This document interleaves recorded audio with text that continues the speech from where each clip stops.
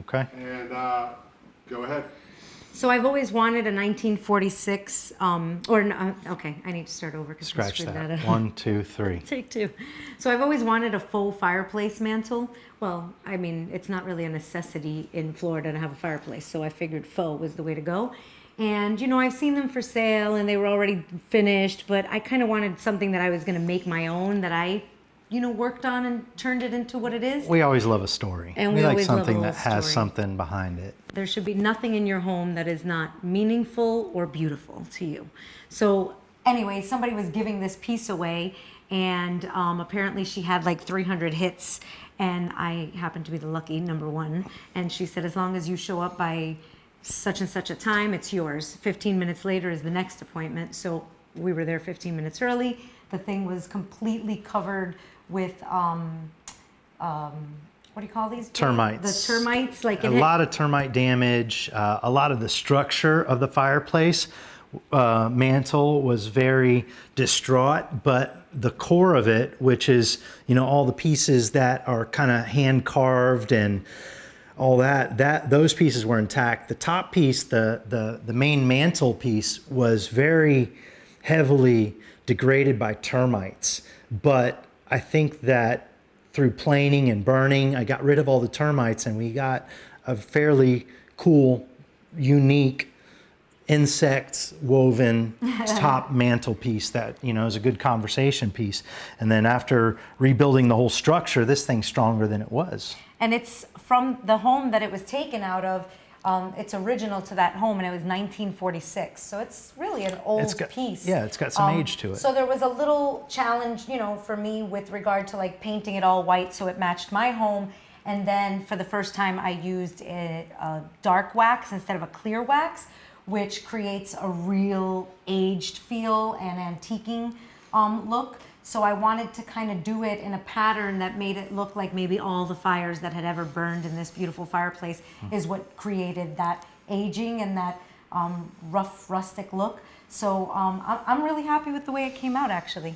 I am too. And, you know, it was a feat among itself to rebuild the whole thing, but I'll tell you the real challenge, as heavy as this is, it doesn't look like it'd be very heavy, but it's such solid old wood that it was actually a very big challenge to get this thing to hang up on the wall. So what I had to do was actually anchor some cleats to the wall. That way we could screw the fireplace mantle to the cleats. So that way I don't have to worry about it falling over. Now, I don't think you're going to be able to dance on this like you did my table outside, but I think that this thing's pretty secure. But it'll hold up our stockings at Christmas, and I'm excited for that. Cool. Let's do kind of that last part on camera. And go for it. So you're ready to see the big reveal? We are so excited with the way it came out. I can't even tell you. I really believe this is my all-time favorite DIY to date. It's like we went into a time machine and went back to 1946 for our house right here. And I think you styled it perfectly. Right now, instead, we want to eventually put like an electric fireplace in here so it can be somewhat functional. But until then, we wanted to do a candelabra of some different, candles in there to kind of mimic a fire. And I thought, you know what, let's grab a log from a tree that we cut down, and I'll drill out some spaces and we'll make that our candelabra for now. So we can actually light this thing up, and it, has a somewhat of a fire feel as we're sitting here looking at it. And it's great. It's going to look amazing over the holidays. Mm-hmm. It's going to be a really nice focal spot in our living room, and right when you walk in, it's like the first thing you're going to look at. It's the first thing you see, yeah. So it's really, I'm so and excited. how awesome is my termite damage? I mean, everybody is going to be able to see exactly what termites are like, and I've been able to capture this, and through the torches I burnt it, so you can actually see now the grooves and all the little tunnels that the termites made going through this, and this is something that we're going to be able to enjoy forever. And, I'm so excited and actually about look at termites in a positive light instead of something that excited. makes a bad thing. Yeah. No, it's beautiful, and it's got that live edge and just rustic, and it came together better than I had imagined, honestly. I'm really excited about it. But no roasting marshmallows at this fire. No roasting marshmallows at this fire. Nice. Perfect. Awesome. Delightful. Go ahead. Oh, my Nice.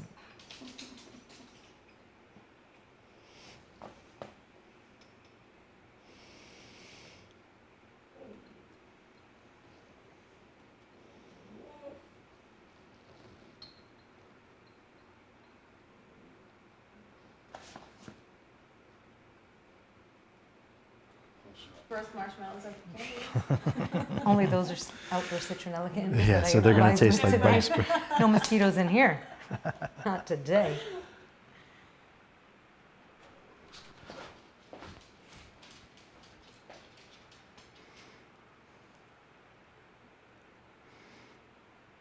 I love it. Even with our uncentered TV. Oh God, that part's killing me. Looks Should I? great. And go for it. All right, so 2 coats are done. I used a new paint that I've never used before, Valspar, which I actually got at Target for clearance or on clearance for $8. And I've painted so many things already with this, including the mantle, and there's more left for another table that I'm gonna paint.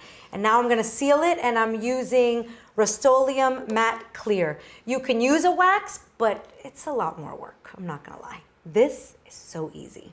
And then it makes it so that you can put things on it and it doesn't mess up the paint or get dirty because it protects it from that. So that's what I'm gonna start doing now. So really cinchy, you're just gonna the only real advice I can give you about sealing it is that you want to make sure that you're doing even coats and strokes with your brush so that you don't have a lot of little brush strokes. And I go right out of the can because that's the kind of gal I am.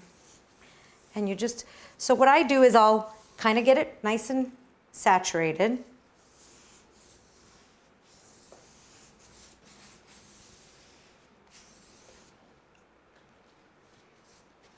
And if it's something that's like high traffic, like a dining room table or a coffee table, something along those lines, I would probably recommend doing 2 coats of the sealer because you really want to protect it from that high traffic. So as you can see, I kind of went in this direction. Once I get it all nice and saturated, I'm just going to kind of do some nice long strokes so that there's no choppiness when the certain light hits it a certain way. And it dries pretty quick, so you want to just kind of keep an eye on the areas that have already dried so that you don't keep going over them. So there you go, half of the top is done. We'll go right into the next half. Interesting thing about this dresser, this little line in the middle, it's not shiplap. It's actually cracked. But hey, you can improvise. That's the beauty of found furniture, so to speak. You could repair it. I could have done a little wood putty, but I decided, hey, you know what? It has like a little shiplap feel, which is so in right now. So here we go, back with those long, smooth strokes. If it drips, it will dry in that like little bubble drip. So I definitely like to kind of come back on the edges where it could have dripped and just kind of, so if you look right here, it's starting to drip and it would actually really dry that way, so it's not a cute look. So you want to just clean that up. Be neat about your work. Cool. Tell me. Oh, that's And go ahead. All right, so now I am just putting the hardware back on. I painted it a really bright, shiny gold to kind of give it a little bit more of a modern day feel.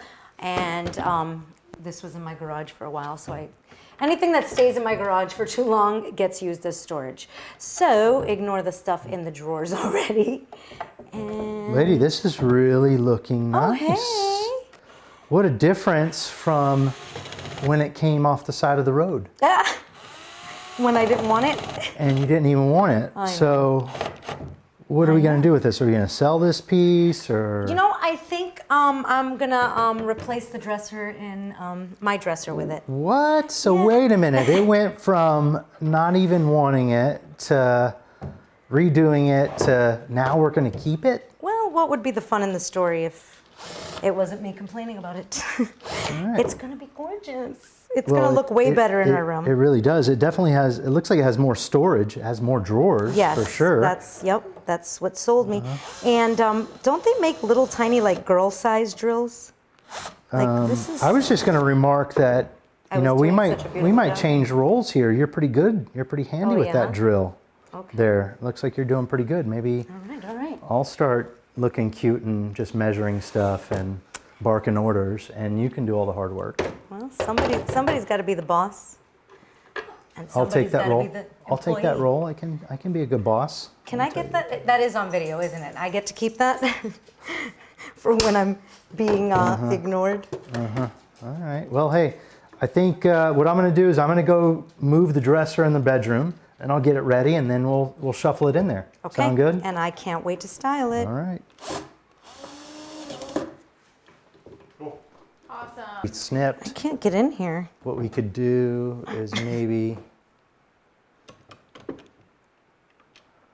Is it all set up out in the patio? Is that where we're gonna do it? The patio, you think? Yeah, we could do it right there, or I have it all over there at the, you know. All right, stand by there, Jay. Go for it. All right, this is going to be the big reveal of my new chest/bar. Dania, come on in here. I want to show you this. This is done now. You did it anyway. You made I something. did it that- anyway. I had to. And what do you think? You ready for this? Oh Lord. Are you ready? Yeah. Huh? Boom. Oh wow. I particularly love the plastic Tupperware. Well, here's the thing. That's a tub for ice. So you could put your ice in here. We could chill beers All right, or all right. whatever you want in there. We could put, you know, your vodka and stuff up here, and your little glasses. And I think you're seriously, you're going to be surprised. I'm going to wheel this out to you at the pool, and you're going to be like, oh my gosh, Please where don't. have you been Please all don't. my life? I have to say, it really is clever what you've done here. But yeah, it's just not something it's not a need. It's not a need to have to now find storage for this. But Well, no, I think you should give it to one It's of your just- buddies, maybe it's to just gonna s- Paul for it's his gonna birthday. Sit, it's going to sit in the corner for when we need it. Maybe And we'll to just wheel it Tootie. out. We wheel Maybe it out. her. We wheel it I don't out know, whenever I we think- need it. I think it's a good gift for one of your buddies. Are you That's- regifting my gift to you? Yes. Don't No, no. regift it. You and the girls are gonna love it when I wheel this out to you guys, and you have all your stuff right here, and you don't even have to get out of the pool to go make a drink. If you want to make me and my girlfriends happy, just hire us a cabana boy that's going to make us the drinks. This is I don't need basically this. a cabana boy on wheels. On wheels. It is not a cabana boy on wheels. It is basically a 'Cause cabana boy. That is like a Houdini trunk. That is. Isn't it so cool? It's rusted so up. shiny and sparkly. It's a cool It's a idea. cool It's piece. clever. I Come on. just don't have a need for it. A rolling bar by the pool. Where'd you pick this thing up? I'm not gonna. Well, I got it at the Faith Farm You for paid $5. for this thing. $5. We have a $5 rolling bar. What do you think, Mr. B? Maybe that could be like your watering hole. That would be interesting. And then we could put your treats up here. Or maybe you can nap up here. We can put a little bed. What do you think, buddy? I Dog think that's torture. a better. It's PETA. not- Where's PETA? They're No. torturing you, bear. He's a good boy. That's a bar. I don't know about that. I don't know about that. Go for it. So I have a number of clients that, typically I use cedar for all the gardens that I build, but I have some clients that want it to look a little, have a dark look. And I went through a big process to try and figure that out because everything's organic in all the gardens that I do. I'm very conscious about everything that I build. And I didn't want to just start slapping on chemicals after, I go through all this effort to make it organic.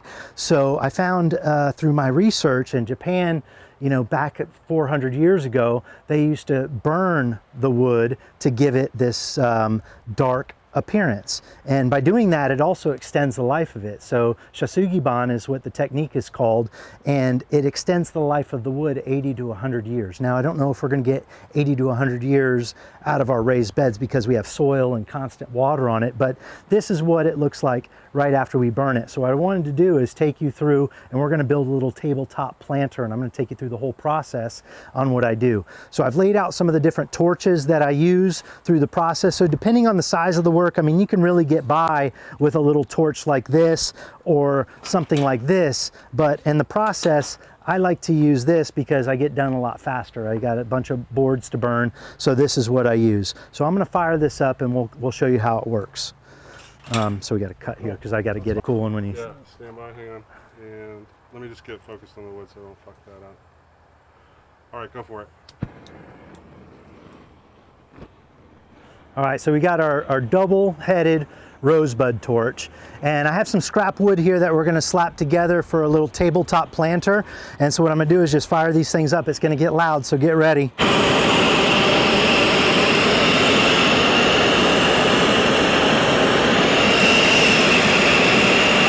Doing this, it cooks it real fast.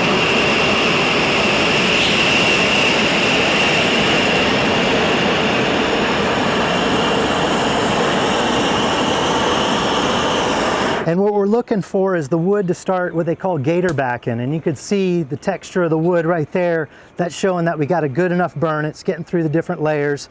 So what we're gonna do is we're gonna flip them all over now and get the other side, make sure we get all the ends. It's gonna get loud again.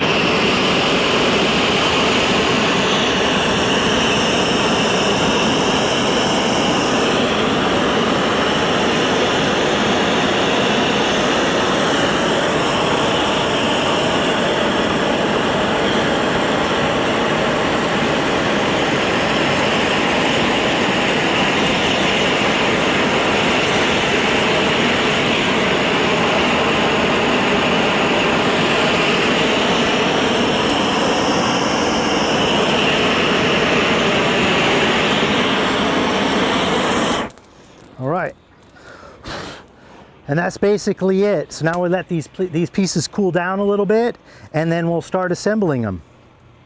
Nice, cool, man. So I have it when you talk about what you're gonna build. Ready, and go for it. All right, so once you have this charred look, you know, that's okay on the inside, but the outside, we don't want to see this, because what's going to happen is the water and the rain and stuff like that, the weather is going to start to degrade that stuff and make it come off. So what we want to do is take a brush, and we want to brush this stuff off so you can really see the finish that's underneath here and what we did. And you see all the soot that comes off of this thing. And that's the protection we want for the inside, but the outside, we want it to look real nice. We want to have a really good appearance on the outside, so this wood will really shine and pop, and you can see the grains and all that good stuff. So I'll brush all this stuff. Once it's all brushed, we'll start assembling. So we're ready to assemble now. That's sick, dude. What a friend. Go for it, Jay. And here you go. This is what the final piece looks like. All that stuff was scrap wood that I had left over. So you could see there's our main piece that I used as the bottom. We tacked it all together with a nail gun and the side. So now we can set this on a table and we can put anything we want in it, whether decorations or little plants or what have you. Very nice. And let it rip. So one of the easiest and most cost-effective way to grow your own food is to learn, one, how to propagate. And propagation starts, of course, with seeds, but then there's another way to propagate with things like herbs, and that's by doing what's called stem cuttings. And that's what we're gonna do today. I'm gonna show you how easy it is to do stem cuttings. This right here is thyme. This is a specific variety called citrus thyme.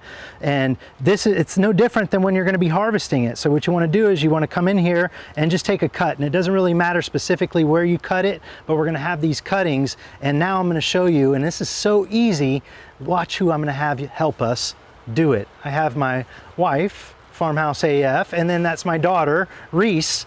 And I've done all the work practically for you guys. You guys are just gonna have to stick these in here and we're gonna make our cuttings. So I have 5 different herbs here. We have rosemary, we have sage, we have our citrus thyme, we have oregano, and then we have my favorite mint of all, which is orange mint. And we have 5 rows of 10, and there's conveniently all the cuttings that you guys are going to need for each of these. So go ahead and open some of these up, and let's see. And then there's a lot of those thyme, Dane, so what you want to do is maybe 2 per. So you start all the way on this side, and Reese, you start with the mint there, and just stick them right in there. Now, when you cut these herbs, Reese, can I borrow one of yours? Yeah, you want to stick it right inside of there, and we'll stick it in there, and then prop it. There you go. And when doing these cuttings, you see where the leaves come off, those are called nodes. And you want to cut at the inner node right there, and right like that, that's where the leaves were coming out. And that's where you want to make precisely the cut and stick it in there. With these types of herbs, you don't have to do any sort of rooting hormone or anything like that to help it go. You want to go down this way, Dane. Oh. Down that way. So there's 5 different ones. Leave it to me. And I think what I'm going to do to help speed us up is I'm actually going to do some as well. And I'll show you guys. This is super easy, and it's the best way to make more herbs. Because a lot of these herbs, especially like your rosemary and thyme, the seeds of this plant are so super tiny, they're like dust. I mean, if you had them in your hand and sneezed, you'd get them everywhere. So it's often a lot, you know, it takes a lot of time to get them to grow. You get it, time. So it takes a lot of time to get them to actually germinate, and then to get them of size to where it's something that you can actually sell. So this is also what you'd call cloning. So this is an exact copy of the mother plant. And a lot of times we'll put 2 cuttings of each in each cell hole. So that way, if one doesn't make it, the other might make it. And we're here in South Florida, and you don't really need anything specific humidity-wise. You know, like typically you do this in like a greenhouse, but you don't have to have that here because we're so humid this time of year especially that you don't really need any extra humidity. So what you want to do is put your cuttings in an area that doesn't get blasted by the sun so it doesn't dry out. And scientifically what we're doing is, you know, the plant wants to keep growing. So the idea is we don't want something too wet in the soil and you miss the top. So if you have more humidity up top, so the leaves are actually feeling this humidity, it's triggering the plant to want to grow roots. So it's like, okay, the environment is good for me to grow in, so I just need to grow roots. So how long before you need to take these out of here and put them in an actual pot or in the ground? Couple weeks. So I'm going to show you, I'll bring these back in a couple of weeks, and we'll actually transplant them into something else. So from this point to harvest, how long would that take? So this point to harvest might take a month. You know, so you want it, once you get it transplanted into another pot, you actually want to see it growing on its own a little bit more, and then we could start cutting off of it, and then you can make more. I've actually done this and actually made cuttings of cuttings to make more cuttings. So any herb that you buy in the store, you can essentially cut it where? And the stem, Okay. and at the leaf node, which is where the leaf comes out of the stem, and you make that cutting right there, and that's where it's going to trigger more roots to grow. Any herb, they're all the same. Pretty much the same. The one thing that you do want to look out for is you want the green new growth. You don't want like the brown woody growth. Like sometimes your basil or your rosemary will get like a woody stem. You don't want to take that woody part. What you want to do is take the green new growth out of the top, and that's the stuff that's real fresh and easy to grow. Now, do you have to fertilize this? No, we don't have to do anything. What we want to do is make sure that it stays real humid up top. You don't want the inside to stay, oh, look at this. You missed one, you're fired. But you don't want the bottom to be too wet, because if the soil's too wet, then it's going to cause the stem to actually rot, and it'll mold and it won't grow. So you want it to be somewhat dry in the bottom, a little bit moist, but the top, the humidity in the top is what triggers the roots to grow. So we just did cuttings. We just made 50 new plants. 50? 50. No, 49. We didn't have enough on that. We didn't have enough for that? All right, we'll fill it in with some of those. Pop a sage in there. Pop a sage in there. Actually, fill all those sages all throughout there, and we'll be good to go. What do you mean? Through the sages. Do double sage. I did. Oh. Do double, just in Oh, case. Sage is a little harder sometimes. So smell sage. Does it smell like feet to you? I think it smells like dirty feet, like socks. What do you mean?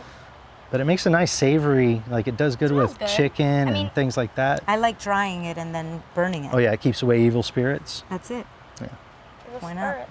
right? Nice. Perfect. And go for it.